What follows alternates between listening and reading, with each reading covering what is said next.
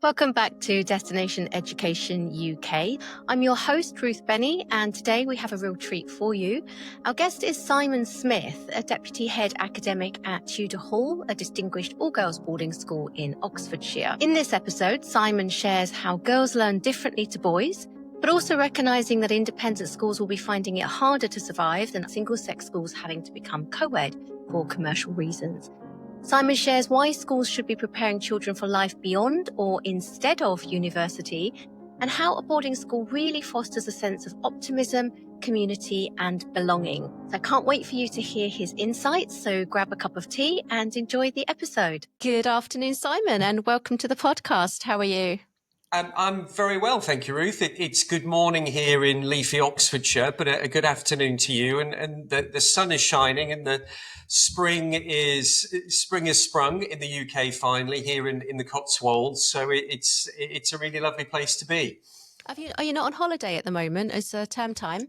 Yes, we've been off for a couple of weeks, and we've got a few more days, and we're back just after the Easter weekend. But funnily enough, I'm sitting here in my office, and we've got girls all over the school, particularly in the library, revising for imminent GCSE and A level. So I think that sort of says something about the typical Tudor girl, that they're so committed.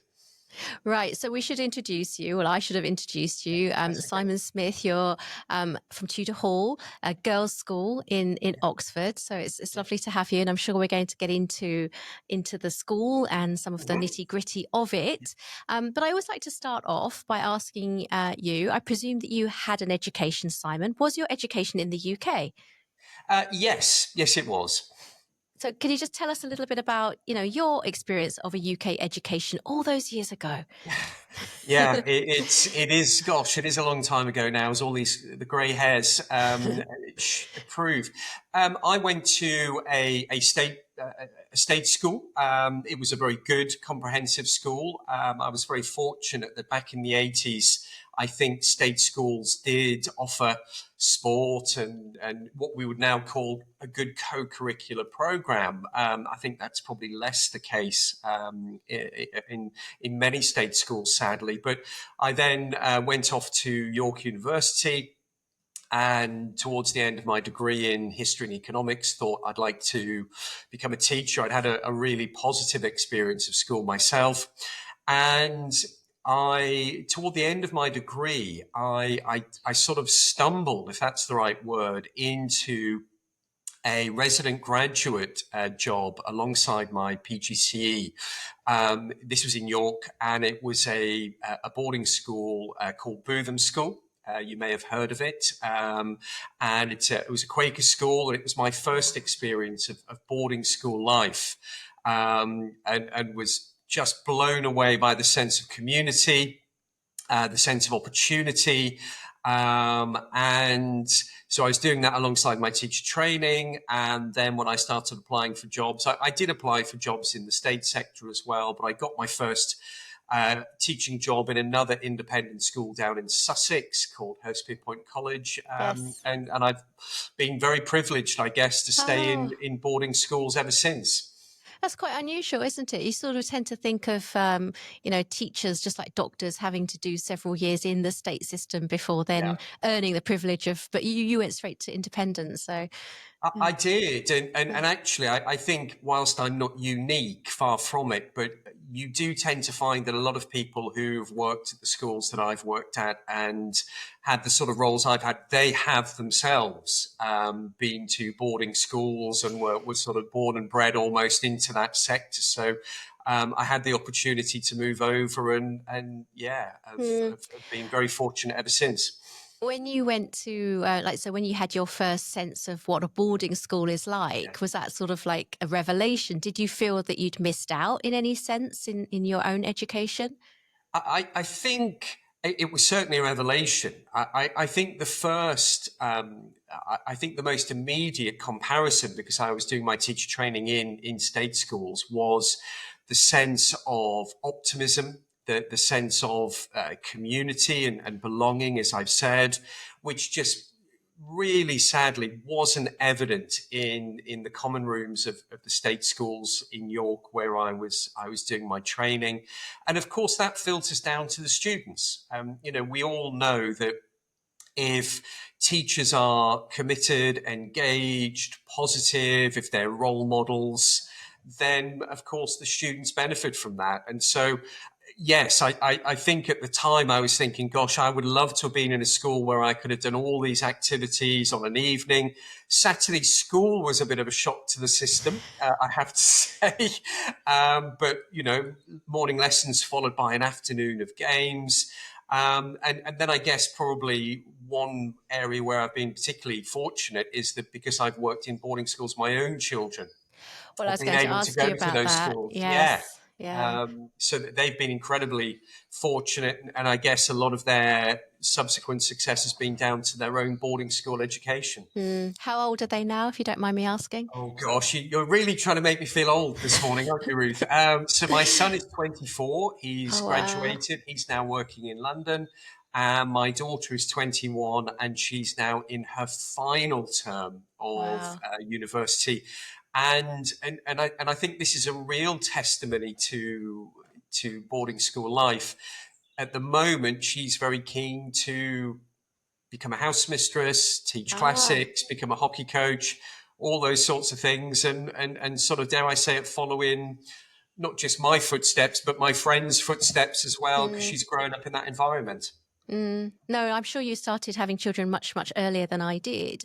But I've got two that went through UK boarding school, and I was a day student in a very tiny, tiny girls' school. Girls' Mhm. school. We Yeah, might share a yeah, bit about that. absolutely. Which has subsequently closed down. I'm It sorry to wasn't hear one of that. the Yeah. recent casualties, but I think 2 years Mm. ago. But no, when I learned about what UK boarding schools could offer my own two children, I was all in. So we'll get into that. Absolutely. So I checked your CV Yeah. beforehand as part of my. You have worked in quite a number of schools. And how long have you been at Tudor Hall now? So I've been at Tudor for coming up to the end of my second year. Okay. And that was we can perhaps talk a little bit about the motivation for that move in a moment. But no, I've been very fortunate to work in some really outstanding schools in Sussex and Hertfordshire, and again a real mix of Worth, where I sort of spent a large proportion of my career. That was all boys when I started, but it made Oh, the was move it? to co-ed, as Mm. many have. I had a fabulous time at Haileybury, Mm. also as deputy head academic, and one or two other schools in between. But now I find myself in a really outstanding all-girls school. Let's take a quick break to talk about something that can make all the difference for your child's educational journey. I'm thrilled to share that this episode is sponsored by Top Schools, your trusted partner in navigating the complex world of school applications. If you're aiming for a top independent school in the UK, Top Schools offers personalised consulting to ensure your child finds the very best fit with a guaranteed outcome. From identifying those best fit schools to crafting standout applications to invigilating the entrance exams, the expert team is with you every step of the way. Ready to take control of your child's future? Visit topschoolsadmissions.com or click the link in the show notes to learn more and book a consultation today. Use the code DESTINATION for 20% off. That code is DESTINATION for 20% off personalised support for entry into a top independent boarding school in the UK. Now, back to our conversation. We've had on a couple of heads from girls' schools. Actually, interestingly, we haven't yet had any heads from boys' schools. But as I said, I also went to an all-girls school, but very different experience. That was obviously a very, very long time ago. What did draw you to an all-girls school and to Tudor Hall in particular? Well, there's two quite simple answers to that, actually. The first one is that my daughter, she was at Haileybury, and she made the decision that she didn't want to be at the same school as her dad, and absolutely respected that. And we were looking around, and we found an outstanding all-girls school for her for the sixth form in Kent, called Kent College Pembury. Yep. And it's quite as you will know, Ruth, it's quite an unusual move to go from co-ed to all girls at 16. And normally it tends to be the other way round. I think, maybe the girls or families think it's a better preparation for university. I'm not sure I agree with that for reasons we might get onto shortly. But she had the most empowering, enjoyable, and engaging 2 years. I mean, it flew by, as you all know. Sixth form. Your time in sixth form flies by, and she just had the best 2 years. And everything I've read about all girls schools from an educationist point of view, and I'd sort of rather, I don't mind admitting, dismissed and thought, well, a good school is a good school. Doesn't matter what gender you are or what sort of gender all the students are.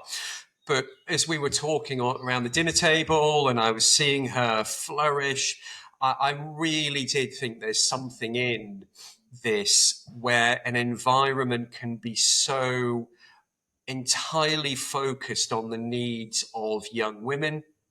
And I have a boy, I have a son, so I can say this, but without the distraction of boys. And I don't mean that in a sort of romantic. I always think that that's presented as some sort of, girls dreamily gazing across a classroom and can't focus on their work and so on. Well, that might be part of it, but well, depends on the girl. I mean, But maybe there's a little bit of that, but yeah. It's much more about the facilities, the focus, the style of teaching. Everything is geared around the girl. And anyway, so she had a great time. And then the job came up at Tudor Hall. And why Tudor Hall? Well, that's a very simple answer. That's Julie Lodrick. So Julie Lodrick, who is the headmistress at Tudor Hall, was the headmistress at Kent College, Pembury.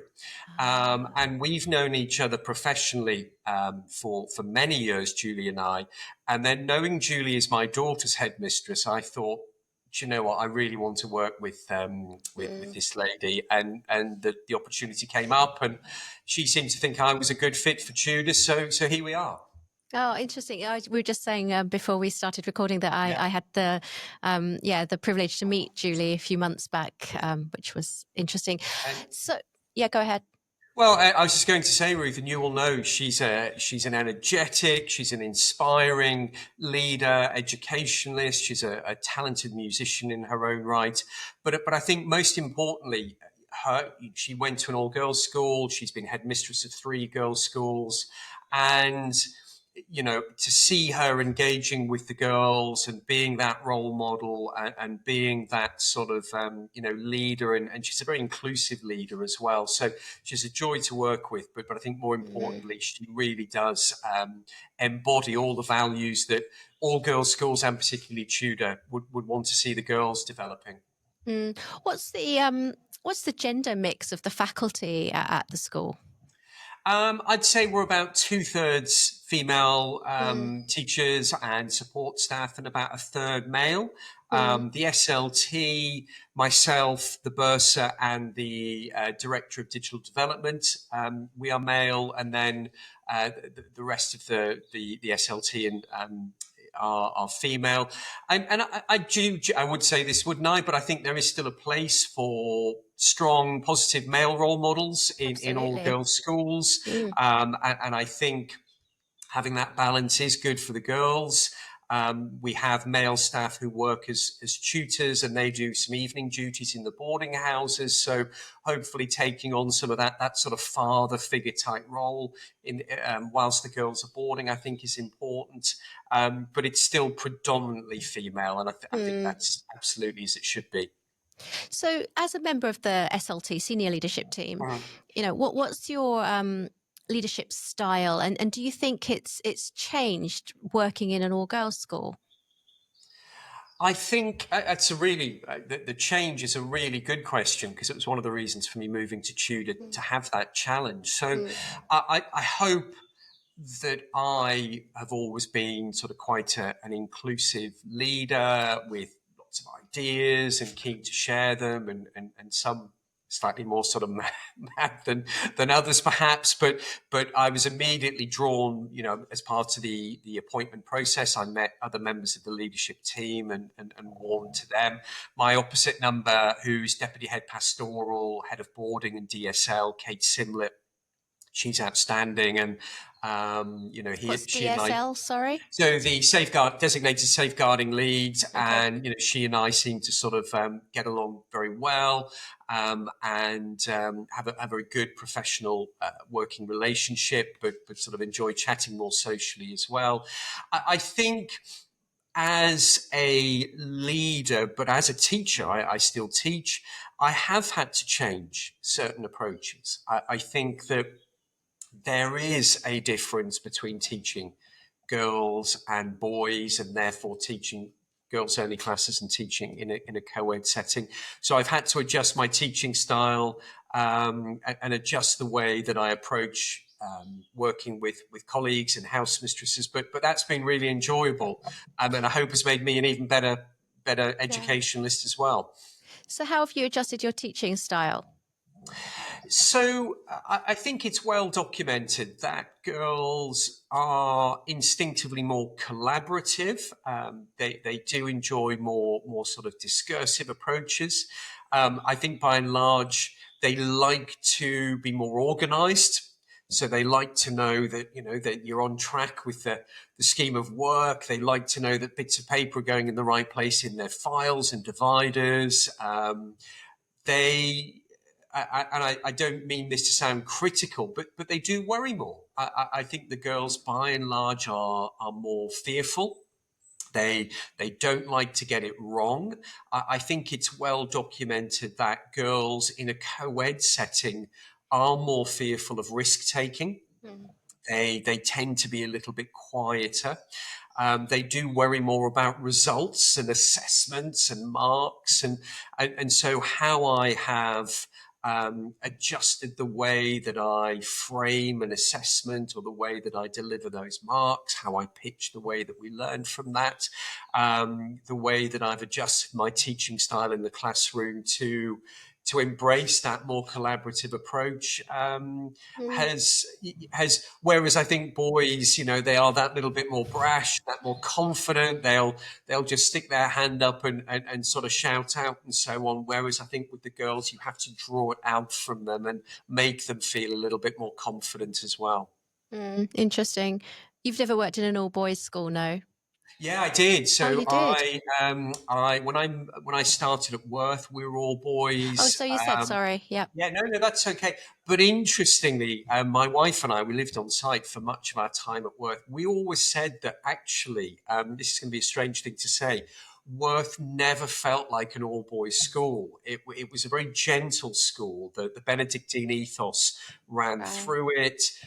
The music, the choir was very strong. The arts were very strong.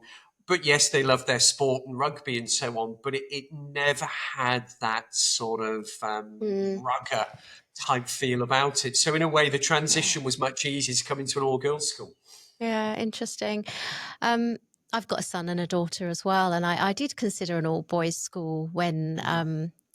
for my son, and I'm actually quite pleased he didn't get in the end.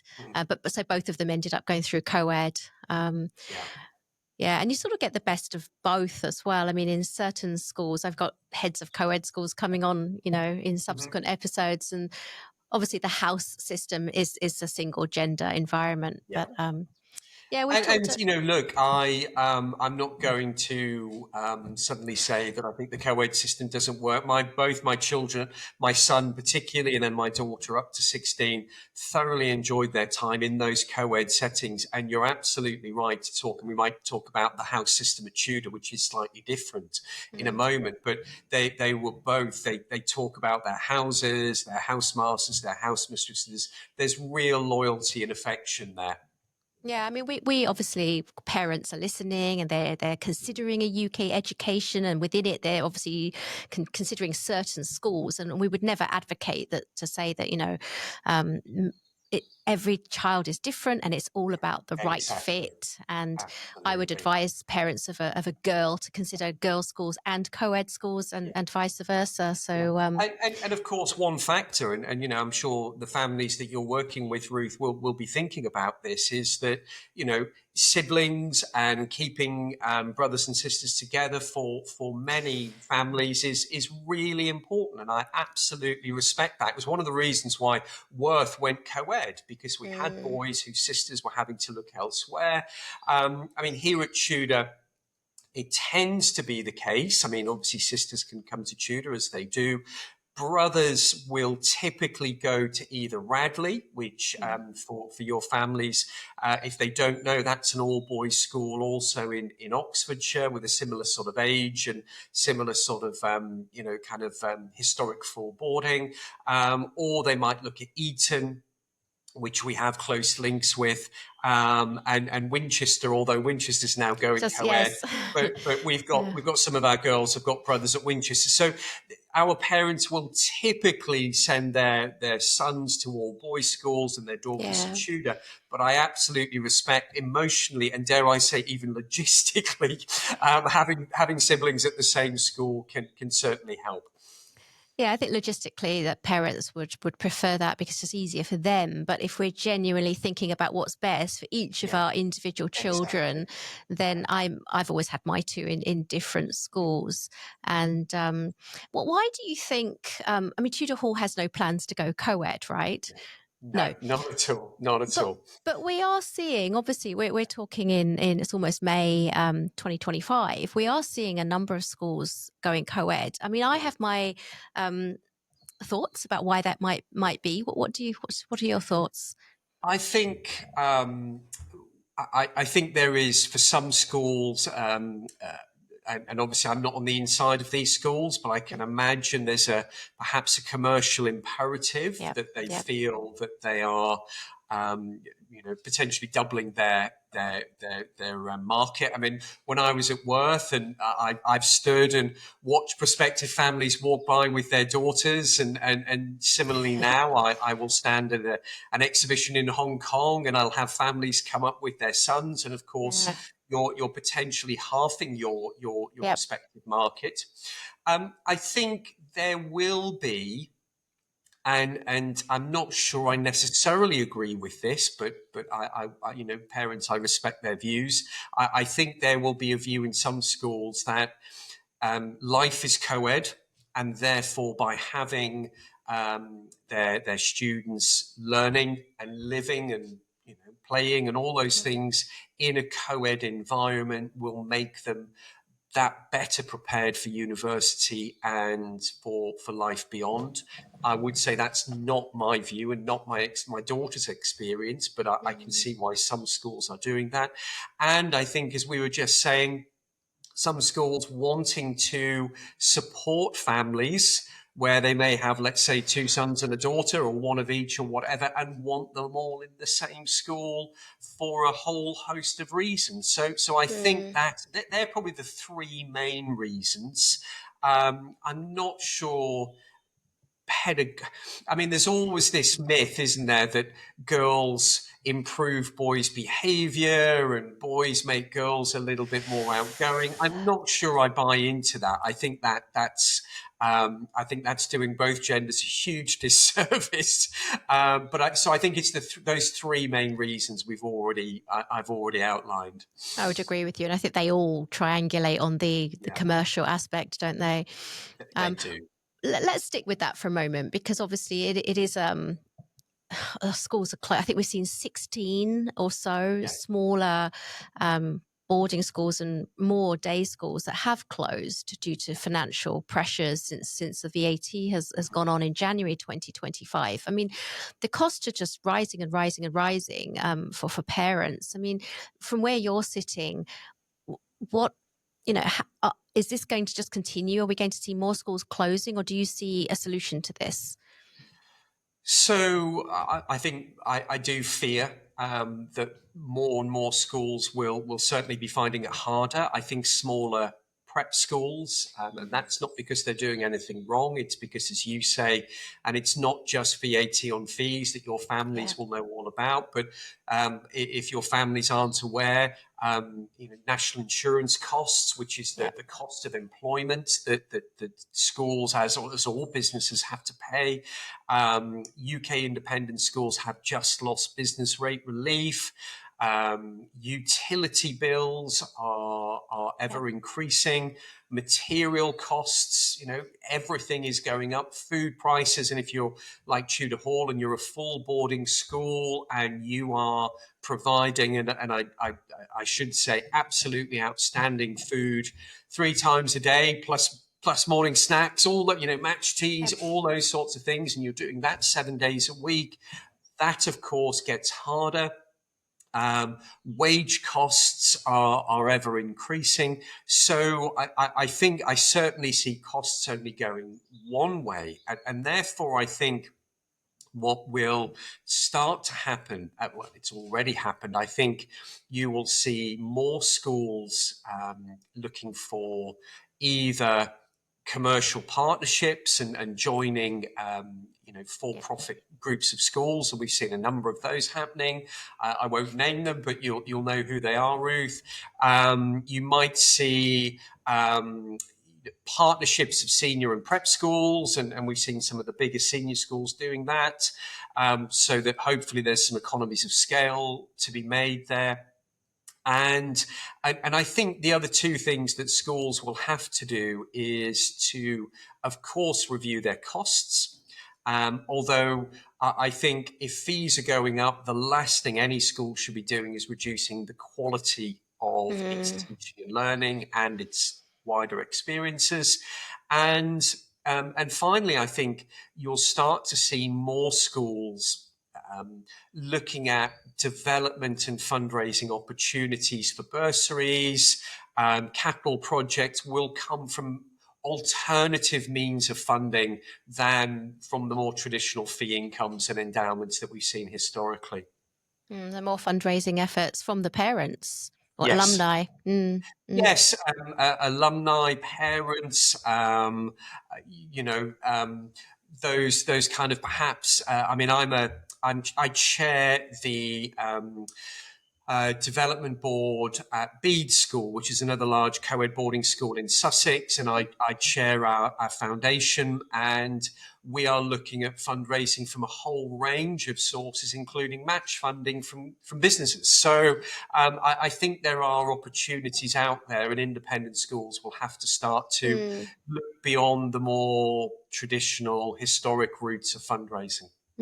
Interesting. So for Tudor Hall, relatively small school in Oxfordshire, you're not going co-ed. Are you doing commercial partnerships? It's a very, very sensible question that I'm encouraging all parents to ask. How is the financial stability of the school? So let me ask you that. So the financial stability is good. I mean, it's as we've just been talking about, it's hard for all of us, and the bursar and the governors are working hard to make sure that every pound spent by the parents is well spent, and so we are having to review our offer, but making sure that it's not impacting on the girls' experience. But yeah, I understand why any parent would be asking those questions, and yeah, all I can say is that we are recruiting teachers and staff for September, and we've got good numbers coming in. I mean, actually, we were incredibly heartened by the fact that the largest year numerically at the school was our 13 plus intake last September. What is currently our year 9 boarding house, we have a horizontal boarding structure, which is quite distinct to Tudor, and I'd love to share some thoughts on that with you later on, Ruth. But so it is full. We literally don't have any space, but we are adjusting with the market. We've just made an announcement that whilst we are a full boarding school and have been for, I guess, nearly 175 years, we are from September going to look at our weekend offer so our year 7 and 8 lower school, they will not have to come into school on a Saturday. They were hoping to move sports fixtures and things to more midweek. There, of course, will be plenty for our boarders to do if any of your families are looking at boarding at 11 plus. So no worries there. Tudor is very busy the weekend. But for the London market in the UK, the day market, we have seen a real shift that they want to see their girls at weekends. Although you will probably know this, Ruth, what tends to happen is that schools offer the opportunity to go home at weekends, and then the girls tend to stay because it's more fun and there's more things going on. But for parents to have that opportunity and flexibility is really important. Yeah, no, it makes sense. I think the parents would like the idea of having their children home, but then given the choice, the children would rather stay in school with their friends where it's much more fun. Exactly. And just to reassure, your families, Ruth, whilst we are predominantly British at Tudor, we have families from Norfolk, from Edinburgh, from North Wales, from Shropshire, from Cornwall, and they're not going home at weekends anytime soon. So Tudor is as busy on a Sunday morning as it is on a Wednesday morning. Yeah, no, that's a really good point, because I really do encourage parents to ask about that. There are schools that we won't name that say it's a full boarding provision, but then on the weekends it's absolutely, it's just the international students left, which I don't think is optimal. So I know that Tudor and what I like also is I think it's appealing that Tudor is predominantly British, but just tell us a little bit about the composition of the international students at the school. Yeah, so we're relatively low proportion of overseas, so 10 to 15%. We have some short stay, and so that number does move around a little bit. We have a small number from Hong Kong and mainland China, sort of dozen to 15 girls. We then have a handful from Spain, 1 or 2 from France and Germany, 1 or 2 from other parts of the world. So it's still quite diverse for what is a relatively small number. But if we look forward to sort of inviting you over when you're next in the UK, Ruth. You would get the feel very much of a sort of quintessential traditional British boarding school, but with that lovely cultural diversity that, of course, makes UK boarding schools such great fun and exciting places to live and work in. I do think it's important, though, that it's a predominantly like a British environment. Otherwise, you've got families from Germany, Spain, France, China. They're choosing a UK school, presumably for a reason. So they want to integrate into UK culture and society. Exactly. And one of the benefits of horizontal boarding at Tudor, where you've gotten, for any of your families listening, let me briefly explain that. Horizontal boarding is where the whole year group board together. So as opposed to the more traditional familiar vertical, which we spoke about earlier, vertical boarding, where you might have, let's say, 6 girls in year 9, and then they move up, and so you have 6 in year 10 and all the way up into the 6th form. We have 62 year 9 girls all in one boarding house, and they stay together, and then they will move into our what we call 4s, year 10 boarding house, and so on all the way through.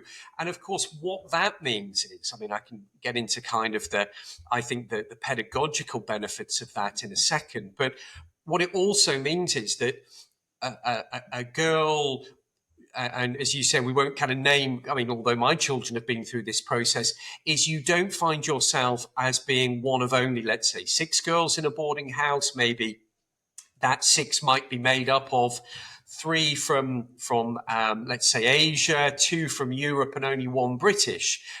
You have that lovely diversity right across the boarding house, and it's much easier to make friends. One parent put it beautifully to me recently, and they said it makes a relatively small school feel like a big school. And I think that's a really good way of putting it. It also means by the end of their time at Tudor, those girls are we talk about friendship in boarding schools, don't we? But they really are lifelong friends. Friends for life. I think it does Exactly. make sense in a smaller school. I definitely see the I agree. logic there. Yeah. Whereas in a bigger school, you might have 12 to 15 from one year group. And so what you're essentially doing is you're expanding their pool of friends, possible friends. No, that does make a lot of sense. And I think one of the aspects of horizontal boarding that our parents, we talk about it, but our parents do comment on it a lot as well, is that we can make the environment and the house mistress age group specific. And so our year 9 house mistress, who I'm sure could run a vertical boarding house very, very easily instead, but she is absolutely an expert in managing 13 plus adolescent girls, settling in, homesick, all of that. Whereas our 16 plus year 11 house mistress or our upper 6 house mistress, who's thinking A levels, preparation for university, I'm dealing with young adults, I'm dealing with all of that. And so to have that expertise in each year group, as well as the facilities being age group specific and the environment being age group specific. You asked me earlier, Ruth, about one of the things, one of the kind of changes that I saw when I came to Tudor. And I came with a real kind of fixed mindset about vertical house structure, because that's what I was taught. You join at 13 and you become a prefect at 18. I really can see the benefits of horizontal boarding. I have to say that's been a real big shift in my outlook.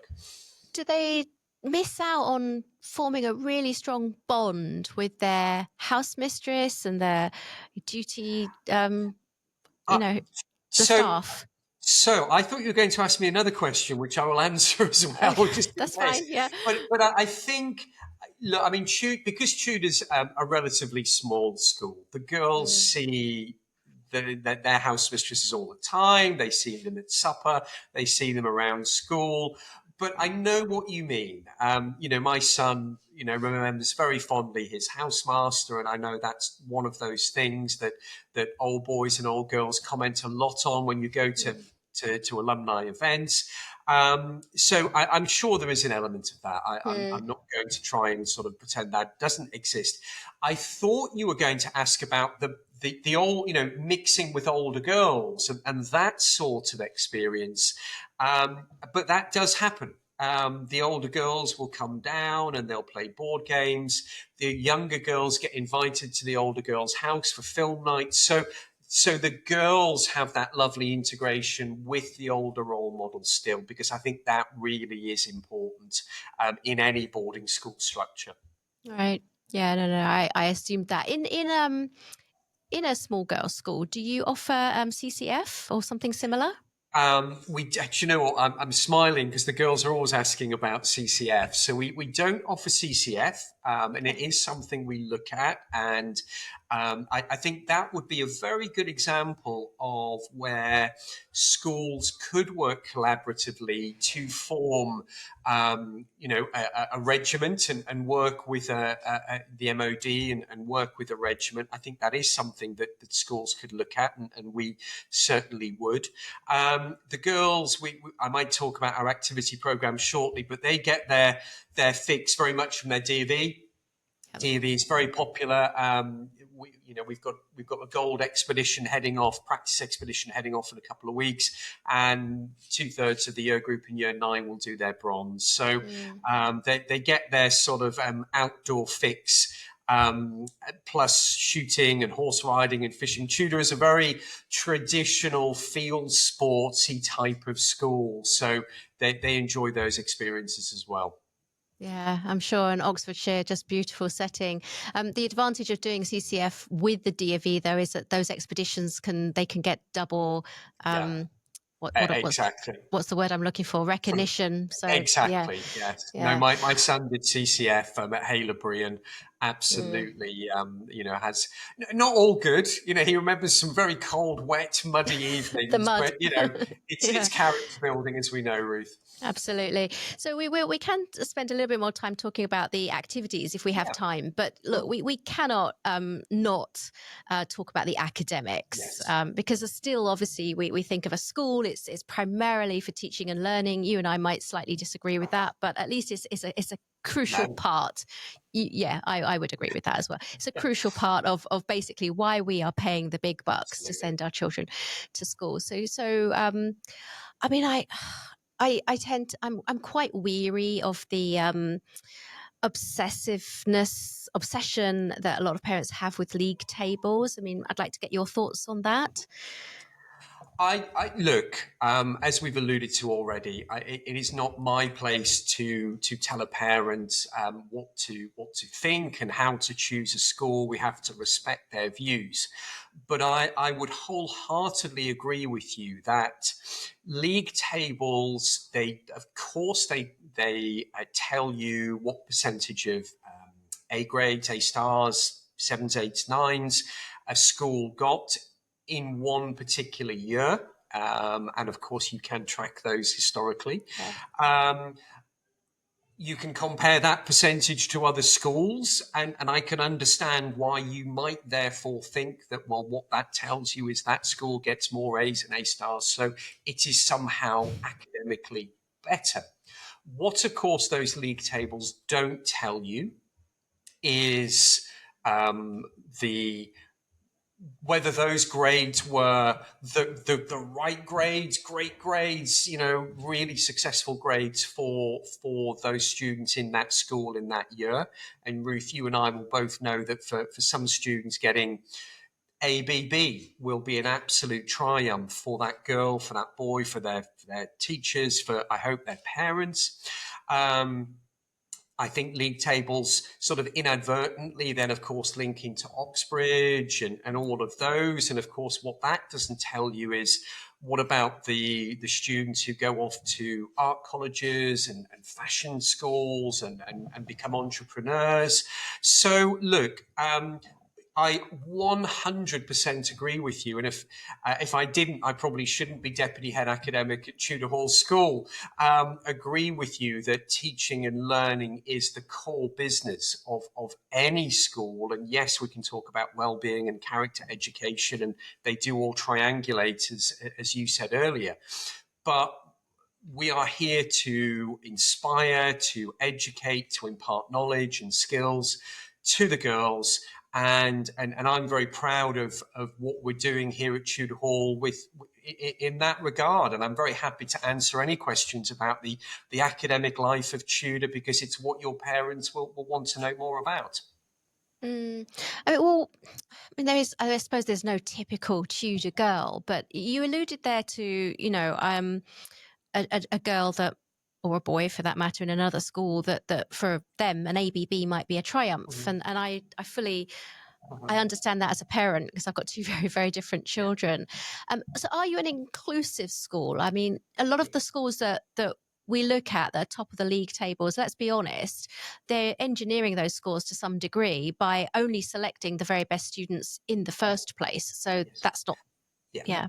So look, we are very much an inclusive school. Okay. We I know all schools do, but when we are interviewing, when we're going through that sort of recruitment process, that selection process, if I can use that dreadful word, of course families are selecting schools, so it works both ways. Yeah, But yeah. we are very much looking at the character of the girl, and is this a girl who is and I'll come back to learning in a moment, but is going to embrace all opportunities that Tudor has. But we are very much, we are academically ambitious for all of our girls, and that is one of the reasons why we just over a year ago joined the High Performance Learning program, which may be familiar to you and some of your families, but it's a global network of schools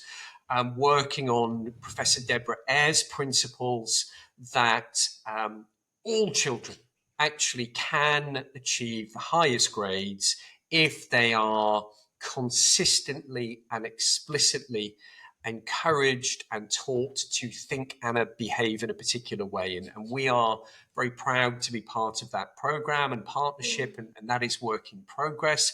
But we think that all of our girls are capable of some really top grades, and they do achieve those top grades. But what I'm particularly proud of is, yes, we have girls who will go off to Oxford to study classics, or St Andrews, and all those sorts of schools. But we have girls, for example, one of our girls last autumn went to the Jimmy Choo Fashion Academy in London. We have girls who go to College of St Martin's. I don't like to single out departments and faculties and subjects at any school, but visitors to the school often comment on the strength and energy of our creative and performing arts program here at Tudor, which is textiles, photography, fine arts, music, drama, and so on. And I have to say, the work that the girls produce as a result of their teaching and learning here is really quite exceptional. But many do BTEC business, A-level economics, A-level physics, and they will go off. Funny enough, history of art is probably our most popular A-level, and a number of the girls will go off and study that in London or St Andrews or Exeter, for example. So to go back to your original question, I fully respect any family who looks at that A*A percentage, but they should also be asking other questions of that school as well. Well, it's interesting. I just interviewed a lady, an expert in university admissions, and we all agreed that even if you have a child who is achieving A's and A stars, that's certainly not enough. It still is everything else. Like it still comes back to character, and is your child an interesting person, or the potential to be an interesting adult? And yeah. I mean, I'm not going to name names for obvious reasons, but I spoke to former pupil of the school, alumni. She left at 16. Her parents obviously wanted the very best for her academically, and they felt it was the right move to move her to an alternative school, which had, for want of a much better word, a stronger academic reputation. But the family, and this is sort of a few years ago now, but the family and the girl was saying, we should never have done it. I wasn't happy. I felt really sad. I probably didn't perform academically to my best because I wasn't as happy and didn't feel as though I was as well known. And so it was one of sort of the great regrets of that family. Now, look, we've all been there as parents, and we do what we think is the right thing at the time. But I thought it was a really strong message that choosing schools based on reputation, whatever that means, again, it's just giving you kind of one piece of the jigsaw, and I would encourage them to delve a little bit deeper. I mean, defining or identifying the academics in a school is relatively easy, and it's relatively concrete. I think that's the easier part of choosing a school, if you ask me. It is the other more intangible aspects. Like I always say that the culture and the community of the school, you have to visit the school, and you have to feel like, as a family, that you belong.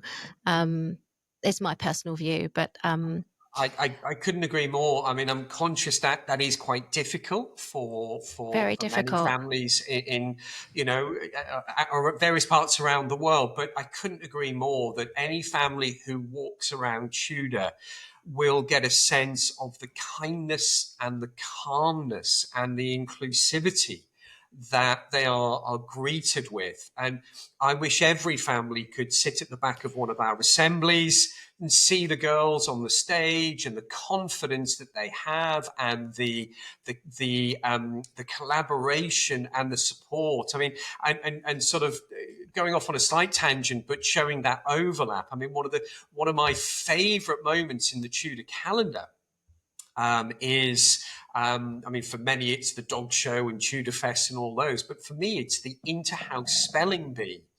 And to watch a 13-year-old girl standing on a stage in front of 300 other girls spelling or trying to spell a word, and watching them cheering when she gets it right, and seeing the commiseration when she spells some ferociously difficult word just incorrectly, it's just wonderful. And I think that says far more about the school than how many get into Oxbridge, on any one particular year. So, Ruth, I couldn't agree more with you. Agree. I have another C word I need to add as camaraderie, right? Maybe that comes under Yeah. community.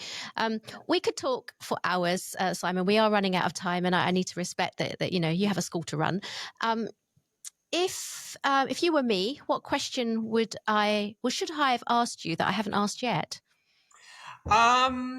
I'm often surprised that at open mornings and so on, we're not asked more about careers provision, preparation for the life beyond sort of Tudor or school. I think families, they sort of see the end goal of a school as being getting into university, but I think what we're now seeing is more a greater need, and we talked earlier about my own children who are now very much at that point. What are schools doing to prepare teenagers, because they are still all teenagers, whether they're 13 or 18, or 11, dare I say it, for the world beyond school? And whether that's AI, whether it's financial literacy, whether it's creative skills and so on, I think it's an increasingly important part of a school's provision to have a careers program that doesn't just assume everyone wants to go to university and, well, universities can deal with the next bit. I hope that makes sense, Ruth. Yeah, no. I just assumed that all of the top boarding schools that we're speaking with have an excellent provision for careers counselling. Did I save myself? Yeah. Yeah, and look, I'm sure you're right, and I've seen some very great careers programs in all the schools. But we often get asked about learning support. We get often asked about kind of behavior, all of those sorts of things. But class sizes. But we're rarely asked about not. I mean, fortunately, no one has ever asked me because we don't have the answer. But I'd love to know how many of our girls get first-class honours degrees at university, because, I think that says something about school as well. It's not just that they got 3 A's; it's how did they then do at university as well. In the sense that you would expect that they would achieve well in their degree.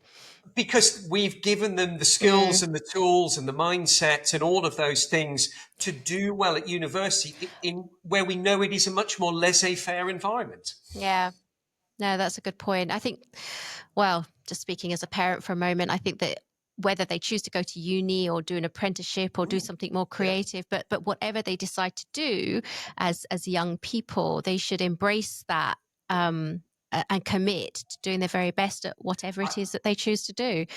And Ruth, just I know we're sort of running out of time here, but you read my mind, because one of the highlights of and there's always lots of highlights in the Tudor calendar, but one of my own personal highlights was just before the Easter holidays, where I was stood in our professional cookery classroom. We offer the Leeds program, which you probably know something about. And for your families who don't, it's a professional chef catering qualification where you can go off and work in any restaurant or is it Prue Leith? It is Prue Leith. Yes, that's right. And so I stood in that cookery classroom while 12 girls did their end of program assessment, and they were filleting and grilling sea bass and making pastries, and the level of commitment and skill on show in that 2 hours was extraordinary. And I mean, I joke that, gosh, if they show that same level of commitment to their A-level maths, they'll be absolutely fine. So I think you're absolutely right that schools like Tudor really do teach not just skills, but that ambition and commitment and resilience that is very much needed in 2025 with everything else that's going on in the world. Yeah, that's amazing. And did you get to taste their yes, and dishes? so it was grilled sea bass with a butter sauce. It was apple choux pastry with vanilla cream and a raspberry coulis. And I mean, I kid you not, most people would have happily paid £25 for that meal in a restaurant and felt they'd had good value for money. Oh, but very different. You're bringing back some memories. I mean, in my girls' school, I'm going back quite a number of years. Obviously, we learned to type on those, Yes, yeah, old-fashioned manual typewriters. We learned to sew. We did embroidery. What else did we do? We didn't do cooking, but we also did not do woodwork or DT or anything like that. But I know that times have changed. yeah. Yeah. No, it's we talk a lot, don't we, about skills versus knowledge, and of course there is a balance, of course there is, but I think the more skills that we can teach, however we do it, whether it's through sport, music, drama, DT, cooking, maths, then I think they're going to be better prepared for the life ahead and the various careers that I hope that they all thrive in. Yeah, absolutely. Well, it's been fascinating conversation, Simon. Thank you so much. I'll definitely make the drive to Oxfordshire next time I'm in the vicinity, and I'd love to catch up with you and see the school. There is, for anyone who's listening, if you're considering a school in the UK, it might be difficult, but anywhere's just a flight away to walk through the corridors and observe the school in session. I really do think there's no substitute. I would agree. We're sort of 50 minutes from Heathrow in the car, and then we're on the literally on the edge of the Cotswolds. And if any of your families would like to spend some time in that part of the UK, it really is beautiful. It really is. But equally, Ruth, I love Hong Kong. We were talking about it right at the start, and we're looking forward to coming out in October. It's a place that I enjoy spending time in, whether it's working or relaxing in. So, it's not fair for schools just to assume that families and agents and so on will come out to us. So we are always very happy to meet either in offices or a hotel or a restaurant or wherever. So I'm very much looking forward to meeting your families in October. So we hopefully between us we can kind of make it work. We can make it work. Thank you so much, Simon, and you can enjoy the rest of your holiday. Thank you. Yeah, and you too, Ruth. And it's been great chatting. Thanks very much. Thanks for listening. If today's episode sparked questions, or if you're ready for support with UK boarding school admissions, we're here to help. Reach out to us at www.topschoolsadmissions.com or follow the link in the show notes. Your child's exceptional UK boarding school educational journey starts with a conversation, so let's have a chat.